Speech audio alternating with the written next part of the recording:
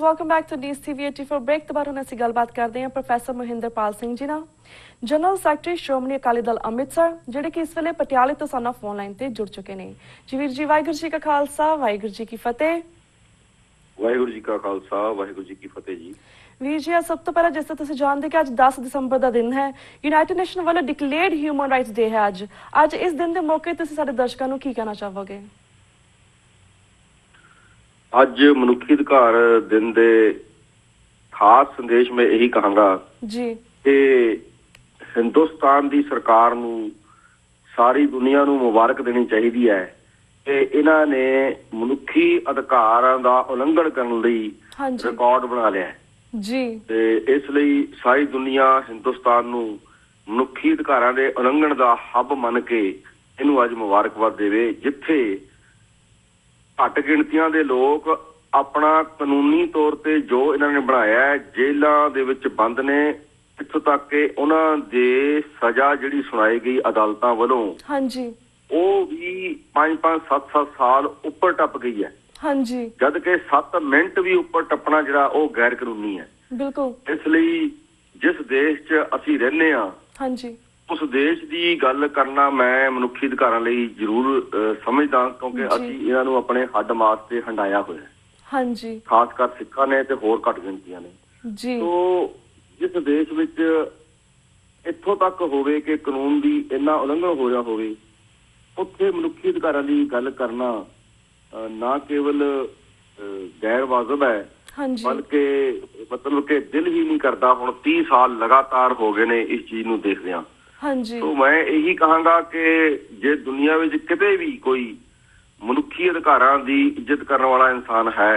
ਘੱਟੋ ਘੱਟ ਉਹ ਇੱਕ ਈਮੇਲ ਰਾਹੀਂ ਹਿੰਦੁਸਤਾਨ ਦੀ ਸਰਕਾਰ ਨੂੰ ਜ਼ਰੂਰ ਇਹ ਸੁਨੇਹਾ ਭੇਜੇ ਕਿ ਇਤਿਹਾਸ ਦੇ ਵਿੱਚ ਤੁਹਾਡਾ ਜਿਹੜਾ ਇਹ ਕਾਲੇ ਅੱਖਰਾਂ 'ਚ ਲਿਖਣ ਵਾਲਾ ਨਾਮ ਹੈ ਉਸ ਨੂੰ ਅੱਜ ਦੁਰਸਤ ਕਰ ਲਓ ਤਾਂ ਚੰਗਾ ਹੋਏਗਾ ਨਹੀਂ ਤਾਂ ਜਿਸ ਤਰ੍ਹਾਂ ਬਾਕੀ ਦੁਨੀਆ ਦੇ ਇਤਿਹਾਸਾਂ ਵਿੱਚ ਕਾਲੇ ਅੱਖਰਾਂ ਦੇ ਨਾਲ ਇਤਿਹਾਸ ਲਿਖੇ ਜਾਂਦੇ ਨੇ ਉਹ ਹਿੰਦੁਸਤਾਨ ਲਈ ਤਕਰੀਬਨ ਉਹਨੇ ਆਪਣੀ ਕੰਡੀਸ਼ਨ ਪੂਰੀ ਕਰ ਲਈ ਜੀ ਬਿਲਕੁਲ ਤੇ ਵੀਰ ਜੀ ਹੁਣ ਅਸੀਂ ਨੈਕਸਟ ਕੁਐਸਚਨ ਮੁੜਦੇ ਹਾਂ ਜਿਸ ਤਰ੍ਹਾਂ ਹਾਲ ਹੀ ਵਿੱਚ ਤੁਸੀਂ ਆਪਣੀ ਟੀਮ ਦੇ ਨਾਲ ਕਸ਼ਮੀਰ ਵਾਦੀ ਦੇ ਵਿੱਚ ਗਏ ਸੀ ਇਸ ਦੌਰੇ ਬਾਰੇ ਸਾਡੇ ਦਰਸ਼ਕਾਂ ਨੂੰ ਵੇਰਵੇ ਦੇ ਨਾਲ ਜਾਣਕਾਰੀ ਦਿਓ ਇਹ ਦੌਰਾ ਤਾਂ ਇੱਕ ਸਹਿਚਾਰ ਦਾ ਦੌਰਾ ਸੀ ਕਿਉਂਕਿ ਕੁਦਰਤੀ ਤੌਰ ਤੇ ਬਹੁਤ ਵੱਡਾ ਇੱਕ ਸੈਲਾਬ ਆਇਆ ਸੀ ਕਸ਼ਮੀਰ ਦੇ ਵਿੱਚ ਜਿਹਦੇ ਵਿੱਚ ਲੱਖਾਂ ਲੋਕ ਪ੍ਰਭਾਵਿਤ ਹੋਏ ਸੈਂਕੜਿਆਂ ਦੀ ਮੌਤ ਹੋਈ ਤੇ ਮਾਲੀ ਨੁਕਸਾਨ ਬਹੁਤ ਹੋਇਆ ਪਾਰਟੀ ਨੇ ਫੈਸਲਾ ਕੀਤਾ ਕਿ ਅਸੀਂ ਵੀ ਆਪਣਾ ਫਰਜ਼ ਨਿਭਾਉਂਦੇ ਹੋਏ ਅਸੀਂ 96 ਟਨ ਮਾਲ ਜਿਹਦੇ ਵਿੱਚ ਆਟਾ ਚੌਲ ਤੇ ਗਰਮ ਕੱਪੜਾ ਸੀ ਜਿਹੜੀ ਉੱਥੇ ਲੋੜ ਸੀ ਉਹ ਲੈ ਕੇ ਸਰਦਾਰ ਸਿਮਰਨਜੀਤ ਸਿੰਘ ਮਾਨ ਦੀ ਅਗਵਾਈ 'ਚ 21 ਮੈਂਬਰੀ ਵਫਦ ਗਿਆ ਸੀ ਉੱਥੇ ਅਸੀਂ ਜਾ ਕੇ ਮਹਿਸੂਸ ਕੀਤਾ ਕਿ ਸਾਰੀਆਂ ਹੀ ਕੌਮਾਂ ਦੇ ਲੋਕ ਪ੍ਰਭਾਵਿਤ ਹੋਏ ਨੇ ਤੇ ਅਸੀਂ ਜਿਹੜੇ ਕਸ਼ਮੀਰ ਦੀ ਆਜ਼ਾਦੀ ਲਈ ਲੜ ਰਹੀਆਂ ਧਿਰਾਂ ਨੇ ਹੁਰੀਅਤ ਕਾਨਫਰੰਸ ਦੇ ਜਿਹੜੇ ਹੈਡ ਨੇ ਮੀਰ ਵਾਇਸ ਸਾਹਿਬ ਉਹਨਾਂ ਨੂੰ ਹੀ 2 ਟਰੱਕ ਦਿੱਤੇ ਕਿ ਤੁਸੀਂ ਆਪਣੇ ਹਿਸਾਬ ਨਾਲ ਇਹਨਾਂ ਦੀ ਵੰਡ ਕਰ ਲਓ ਉਸ ਤੋਂ ਬਾਅਦ ਗਿਲਾਨੀ ਸਾਹਿਬ ਸੈਯਦ ਅਲੀ ਸ਼ਾਹ ਗਿਲਾਨੀ ਉਹ ਵੀ ਕਰ ਰਹੇ ਨੇ ਅਸੀਂ ਉੱਥੇ ਗਏ ਪਰ ਉੱਥੇ ਸਾਨੂੰ ਮਿਲ ਨਹੀਂ ਦਿੱਤਾ ਉਹ ਹਾਊਸ ਅਰੈਸਟ ਸੀ ਤੇ ਉੱਥੇ ਵੀ ਅਸੀਂ ਉਹ ਦੇ ਕੇ ਆਏ ਖਾਸ ਗੱਲ ਉੱਥੇ ਅਸੀਂ ਇਹ ਦੇਖੀ ਹੈ ਕਿ ਉੱਥੇ ਲੋਕਤੰਤਰ ਦਾ ਬਹੁਤ ਵੱਡਾ ਘਾਣ ਕੀਤਾ ਜਾ ਰਿਹਾ ਹੈ ਇੱਕ ਪਾਸੇ ਵੋਟਾਂ ਕਰਵਾਈਆਂ ਜਾ ਰਹੀਆਂ ਨੇ ਦੂਜੇ ਪਾਸੇ ਉਹ ਲੋਕ ਜਿਨ੍ਹਾਂ ਨੇ ਵੋਟਾਂ ਬਾਰੇ ਆਮ ਲੋਕਾਂ ਨੂੰ ਸਮਝਾਉਣਾ ਹੈ ਉਹਨਾਂ ਨੂੰ ਜੇਲ੍ਹ ਜਾਂ ਘਰਾਂ ਵਿੱਚ ਅਰੈਸਟ ਕੀਤਾ ਹੋਇਆ ਹੈ ਸੋ ਇਸੇ ਤਰ੍ਹਾਂ ਹੀ ਸਰਦਾਰ ਸਿਮਰਨਜੀਤ ਸਿੰਘ ਮਾਨ ਨੂੰ bar association high court Kashmir ਨੇ ਵੀ ਆਪਣੇ ਹਾਈ ਕੋਰਟ ਦੇ ਵਿੱਚ ਬੁਲਾਇਆ ਬਾਰ ਰੂਮ ਦੇ ਵਿੱਚ ਪ੍ਰਧਾਨ ਸਾਹਿਬ ਨੇ ਕਰੀਬ 1 ਘੰਟਾ ਉੱਥੇ ਆਪਣੇ ਵਿਚਾਰ ਦਿੱਤੇ ਤੇ ਵਕੀਲਾਂ ਨੇ ਬਹੁਤ ਸਲਾਹਿਆ ਸਮੁੱਚੇ ਤੌਰ ਤੇ ਉੱਥੇ ਇੱਕ ਆਵਾਜ਼ ਉੱਠ ਰਹੀ ਹੈ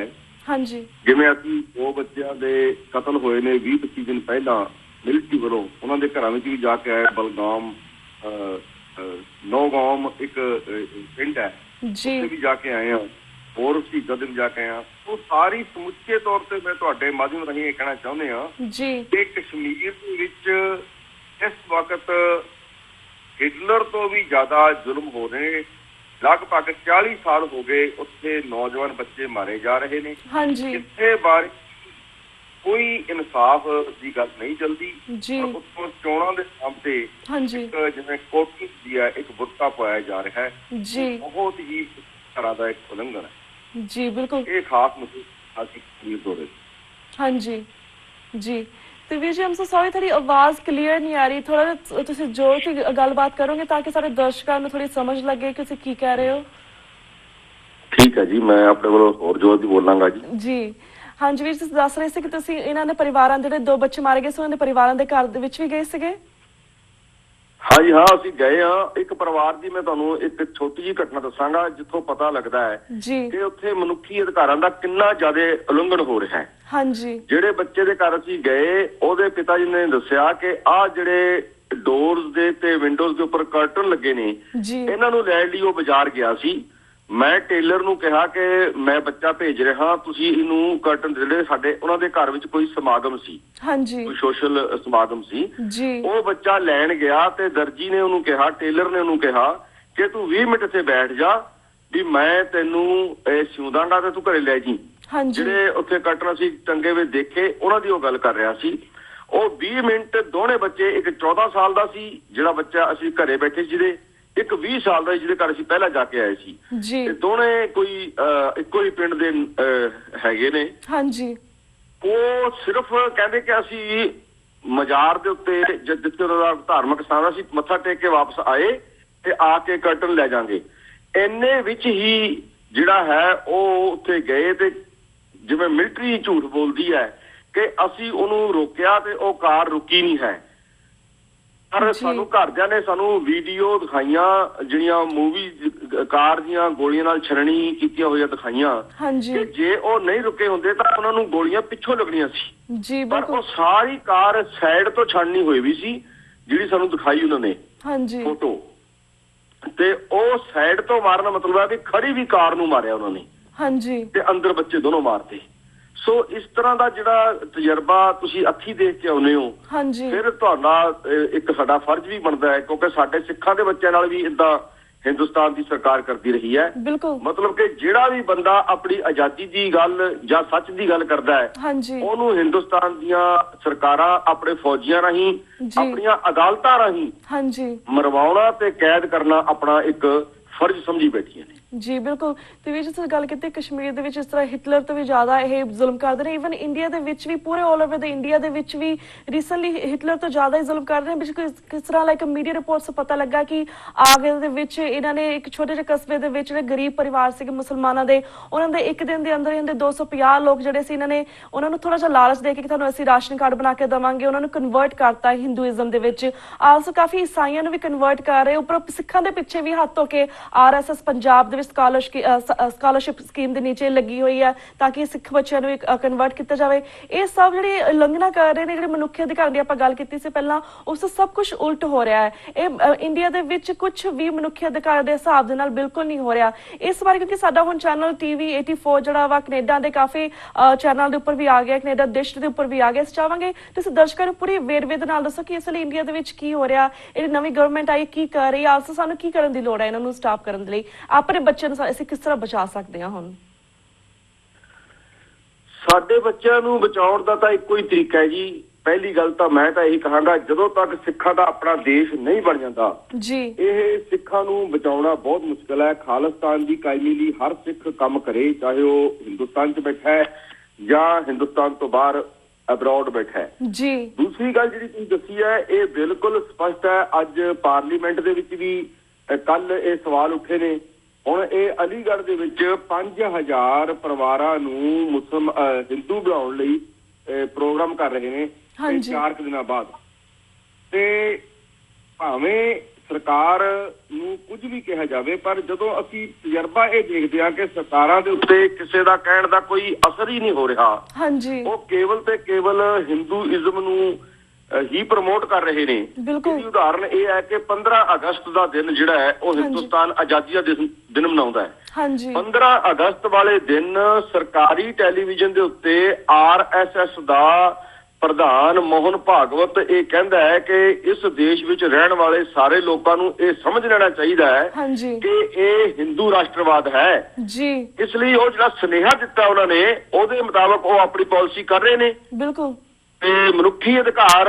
ਤਕਰੀਬਨ ਹਿੰਦੁਸਤਾਨ 'ਚ ਖਤਮ ਹੈ। ਮੈਨੂੰ ਆਸ ਕੋਈ ਨਹੀਂ, ਪਰ ਸਾਡੀ ਕੋਸ਼ਿਸ਼ ਜਿਹੜੀ ਆ ਉਹ ਜਾਰੀ ਰਹੇਗੀ ਆਪਣੀ ਕੌਮ ਨੂੰ ਵੀ ਬਚਾਉਣ ਲਈ ਤੇ ਮਨੁੱਖਤਾ ਦੇ ਤੌਰ ਨੂੰ ਵੀ ਬਚਾਉਣ ਲਈ, ਕਿਉਂਕਿ ਇਹ ਮਨੁੱਖਤਾ ਦਾ ਘਾਣ ਹੈ। ਜੇ ਕਿਸੇ ਨੂੰ ਜ਼ਬਰਦਸਤੀ ਜਾਂ ਲਾਲਚ ਦੇ ਕੇ ਜਾਂ ਉਹਦੀ ਮਜਬੂਰੀ ਦਾ ਨਜਾਇਜ਼ ਫਾਇਦਾ ਉਠਾ ਕੇ ਤੁਸੀਂ ਉਹਦਾ ਧਰਮ ਪਰਿਵਰਤਨ ਕਰਦੇ ਹੋ ਤਾਂ ਇਹ ਇੱਕ ਕਿਸਮ ਦਾ ਗੈਰ ਮਨੁੱਖੀ ਵਰਤਾਰਾ ਹੈ। ਤੇ ਸਾਡੇ ਗੁਰੂਆਂ ਦੀ ਸਿੱਖਿਆ ਕਿ ਅਸੀਂ ਕਿਸੇ ਵੀ ਗੈਰ ਮਨੁੱਖੀ ਵਰਤਾਰੇ ਨੂੰ ਬਰਦਾਸ਼ਤ ਨਹੀਂ ਕੀਤਾ। ਜਿਵੇਂ ਗੁਰੂ ਤੇਗ ਬਹਾਦਰ ਸਾਹਿਬ ਨੇ ਜਿਹੜੀ ਸ਼ਹਾਦਤ ਦਿੱਤੀ ਹੈ ਉਹ ਗੈਰ ਮਨੁੱਖੀ ਵਰਤਾਰੇ ਕਰਕੇ ਦਿੱਤੀ ਸੀ। ਉਹੀ ਔਰੰਗਜ਼ੇਬੀ ਜਿਹੜੀਆਂ ਗੱਲਾਂ ਨੇ ਅੱਜ ਹਿੰਦੁਸਤਾਨ ਦੀ ਮੋਦੀ ਸਰਕਾਰ ਕਰ ਰਹੀ ਹੈ। ਬੇਸ਼ੱਕ ਕਿਸੇ ਰੂਪ ਵਿੱਚ ਪਹਿਲਾਂ ਕਾਂਗਰਸ ਸਰਕਾਰ ਵੀ ਕਰਦੀ ਰਹੀ ਹੈ, ਪਰ ਇਹ ਜ਼ਾਹਰਾ ਤੌਰ ਤੇ ਕਰ ਰਹੇ ਨੇ। ਇਸ ਲਈ ਅਸੀਂ ਇਹਦੇ ਵਿਰੁੱਧ ਪਾਰਟੀ ਦੇ ਤੌਰ ਤੇ ਸੰਘਰਸ਼ ਵੀ ਕਰਾਂਗੇ, ਪਰ ਸਾਡਾ ਸਿੱਖਾਂ ਦਾ